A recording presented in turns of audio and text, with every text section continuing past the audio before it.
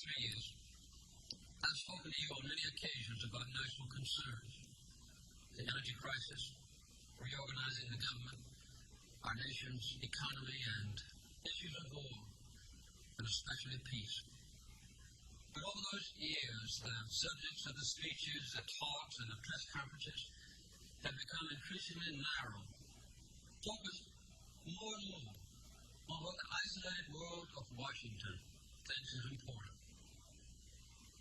Gradually, you've heard more and more about what the government thinks, or what the government should be doing, and less about our nation's hopes, our dreams, and our vision of the future. This is a short video from my A-level students who are studying In Search of the American Dream, which is part of the Edexcel spec. Apologies that I haven't made a video for A-level for a very long time. In fact, this was right at the beginning of lockdown. Do excuse the rather primitive video. It will hopefully be helpful to you though, and we'll get onto why in a moment. Now, the content that is likely to come up in the exam has been provided for you on the Edexcel website. We'll be going through that a little bit later as well.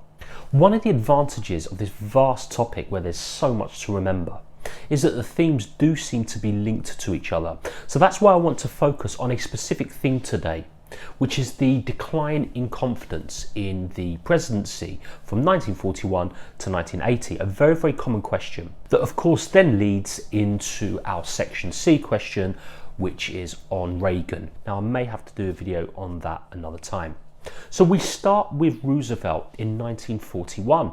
Now, by this time, Roosevelt has led America through the Great Depression. So in this context, if you were to get a question on this starting from 1941, maybe evaluate this idea on whether Roosevelt was right to take America into war. Now, where have we been with this before? Well, if we remember the dilemma that Wilson had back in 1917. He had won a 1916 election on the back of promising the American people not to get involved in the European War. Since September 1939, Roosevelt had promised the American people he would try and stay out of another European war. One of the moral dilemmas that Roosevelt faced this time round, though, was that Europe was at war with the Nazis, a totalitarian state that was looking to roll back the terms of the Treaty of Versailles and was carrying out a persecution and an attempted annihilation of the Jewish European population. Now, Roosevelt died in 1945, just a few months into his fourth term.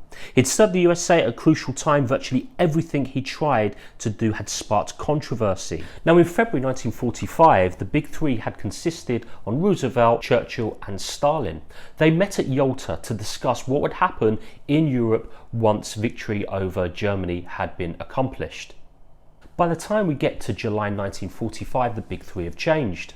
Churchill has lost the election in England and has been replaced by Labour Prime Minister Clement Attlee. Roosevelt's death in the April saw the inauguration of Harry Truman. You need to assess whether Truman was overall successful or whether he was a failure. Did he manage to contain communism, for example, with the Truman Doctrine and the subsequent Marshall Plan, the $17 billion given in aid to Western Europe to help rebuild their economies so they didn't fall to communist revolution, something that happened in many of the nations in the Soviet bloc. Some people see the Korean War as successfully containing communism, but do we give Truman that credit, or does that go to his successor Eisenhower? The war, after all, is still technically going on when Eisenhower is inaugurated in 1953. Eisenhower serves 2 terms, and we need to really, again, assess how successful that is. Does the line representing the confidence in the presidency take a straightforward downward journey from Roosevelt right through to Carter? Some historians may have mixed feelings about how Eisenhower overcame the battle with Orville Forbes, the state governor of Arkansas, over the Little Rock incident, where 9 African-American students had to be escorted in by 11,000 National Guard and paratroopers into Little Rock High School following the Brown versus Board of Topeka case, which meant that schools were not legally to be segregated anymore. Ostensibly, Eisenhower won the battle. However, segregation in schools and in the rest of American society continued throughout his administration. Where it might become a bit more complex is this idea that there may have been a thaw in the Cold War. After all, Eisenhower did meet with Khrushchev, and it did seem as if that the two superpowers had come to a pause in their hostilities and were making considerable progress. Now, the aftermath of Eisenhower's presidency saw the Bay of Pigs. In 1960, the USSR had agreed to buy 1 million tons of Cuban sugar every year. Castro, who was now the leader of Cuba, some 100 miles off the coast of Florida, had not been a communist when he took power, but later became communist. The USA did not want a communist country so close to them, certainly not one that had links to the USSR. In April 1961, with Kennedy's knowledge, the CIA funded, trained, armed and transported 1,400 Cuban exiles to invade Cuba. The army of Cuban exiles faced heavy air attacks from about 20,000 of Castro's troops. The Cuban exiles, with not enough US help and no support from other Cubans, had to surrender. The invasion was a disaster and Kennedy was humiliated. The US began making fresh plans to overthrow Castro, and the USSR began talking with Cuba to provide military protection that would place the USSR nuclear missiles very close to the USA. So it was Eisenhower who authorized the Central Intelligence Agency to plan the Bay of Pigs invasion, and Kennedy was willing to carry it out, showing that he was not really committed to the anti-war cause as many people thought. Also sharing some of that early 1950s anti-communist paranoia when we think of the McCarthy witch hunts as well. The Kennedy administration is the government that's usually credited for doing most of the groundwork, obviously along with people like Martin Luther King, in getting the 1964 Civil Rights Acts signed. Kennedy was assassinated in November 1963, but his successor, Lyndon B. Johnson, saw out the signing of the act, as well as the Voting Act in 1965 and other civil rights laws allowing interracial marriage and fair housing. From Dallas, Texas, the flash, apparently official, President Kennedy died at 1 p.m. Central Standard Time, 2 o'clock Eastern Standard Time, some 38 minutes ago.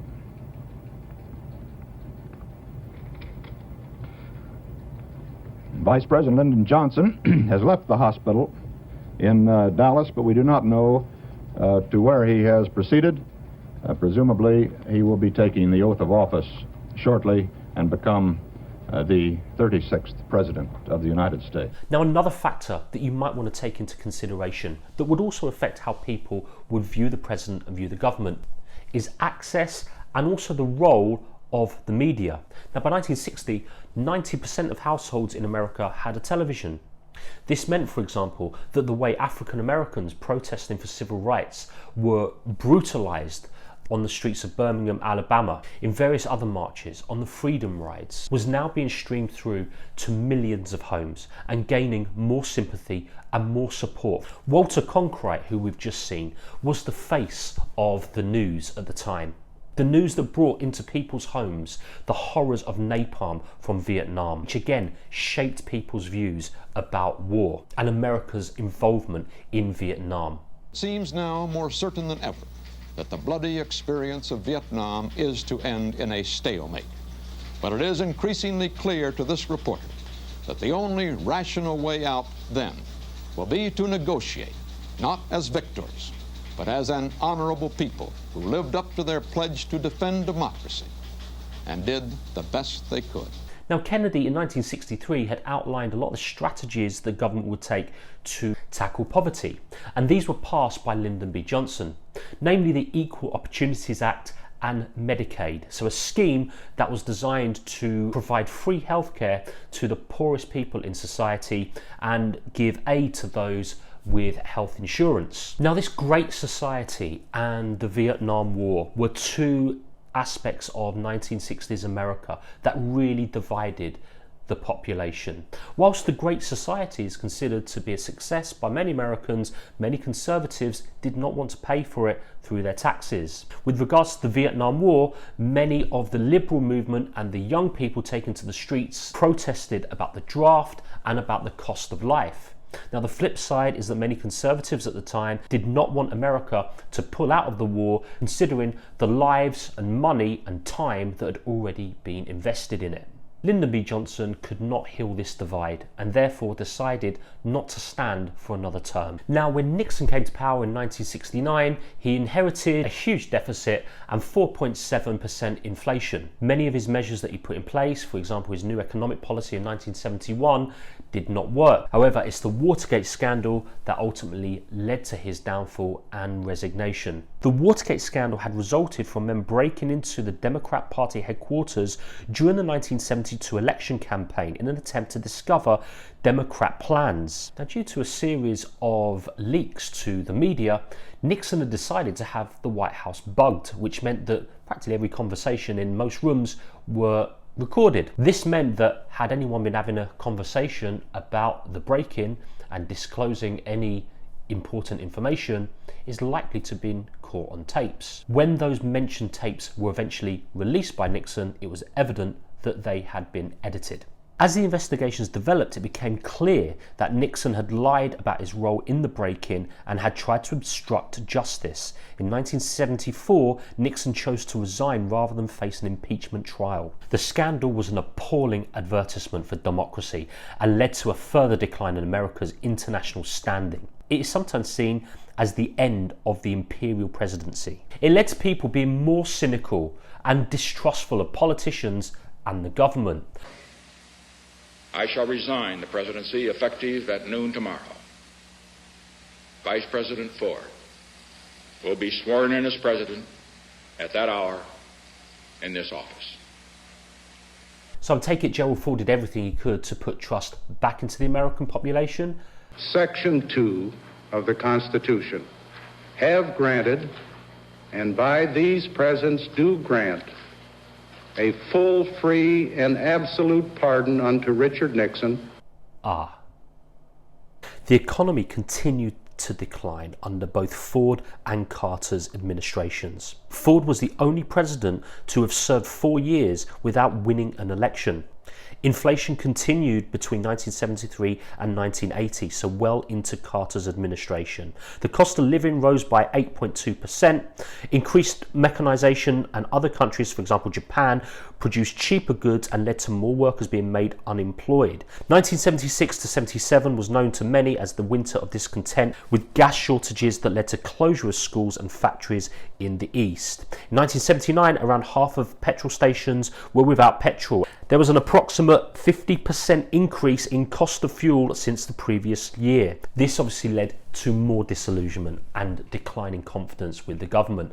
And poor old Jimmy Carter was known and seen by many as a joke by this point. Television had become increasingly more of a platform for comedians and satirists at the time, and they were pretty savage with Carter by the late 70s. 10 days ago, I had planned to speak to you again about a very important subject, energy. And I believe in the American dream.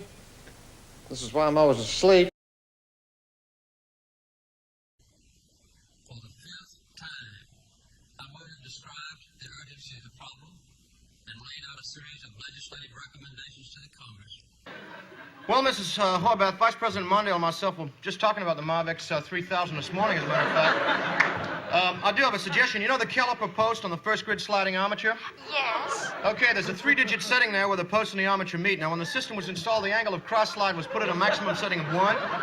If you reset it at the 3 mark like it says in the assembly instruction, I think you'll solve any clogging problems in the machine. Oh, thanks, Mr. President. By the way, I think you're doing a great job. The 1980 election saw the victory of the former movie star Ronald Reagan, and a common theme of Section C will require you to assess this idea on how far he reduced this idea of big government. So was it going back almost really to the 1920s and laissez-faire and a sort of rugged individualism? He takes a step back, for example, from civil rights and largely denies that race is an issue in America by the 1980s. Many Americans remain divided on the idea whether he was a successful president or not. Whilst his legacy easily lived on through successive presidents, even Democrat presidents in the 1990s, who continued to echo a lot of his economic policies. The national debt more than doubled in the 1980s, and there appeared to be a wider gap between the rich and poor. Now, as I say, it's been a while since I've made a video for year 12 or 13, and it's sometimes difficult to know where to start because the American dream is so vast. But analysing the decline in confidence in the presidency allows you to think about various other themes within the topic as well. That is why that ideally when you plan your answer, I recommend doing so as you would for the 16 marker GCSE, the pyramid shape, which encourages the student to analyse the factor in the question as well as bringing in 2 other factors as well. Now the difference here is that this is for Edexcel A level. So the 3 corners of the pyramid need to be the 3 themes that you're talking about. But the more mark schemes and examiners' reports that I read suggest that Edexcel want a good strong introduction and a good strong summary conclusion as well as those 3 themes. If there is time to write about a 4th theme, then please do so. But 3 themes with analysis, with evaluation, with plenty of examples and with links can still get you a level 5 answer. So here's a reminder of what that plan looks like, and also the question: how accurate is it to say in the years 1941 to 1980 the impact of war and the Cold War brought about a decline in confidence the nation had in the presidency?